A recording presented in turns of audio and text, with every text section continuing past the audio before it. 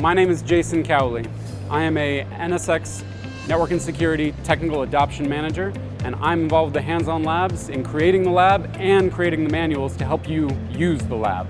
The lab I did is the NSX Security Lab, which is a vast array of all the NSX security features that are available to you as a user.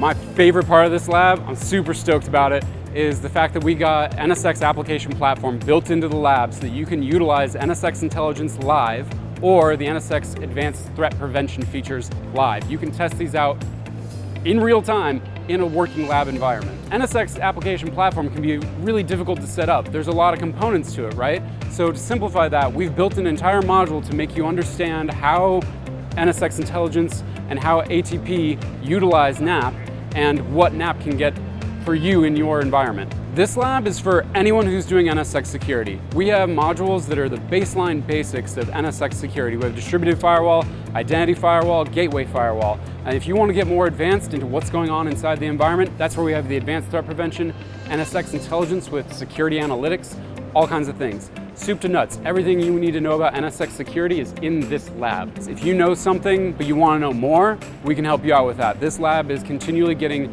more and more information, and we build more modules into it. We're planning to add modules to it for automation, for example. The way that security is handled for a data center anymore is fundamentally changed, right? It used to be perimeter firewall, you're good to go. But at this point, in a lot of the recent attacks that we've seen, that isn't really sufficient to protect that attack surface anymore.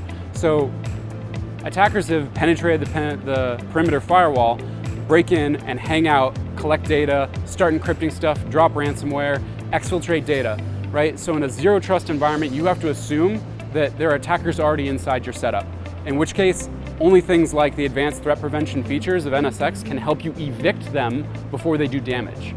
So this is your means to learn how to keep your environment safe, assuming it's already not, because it might not be.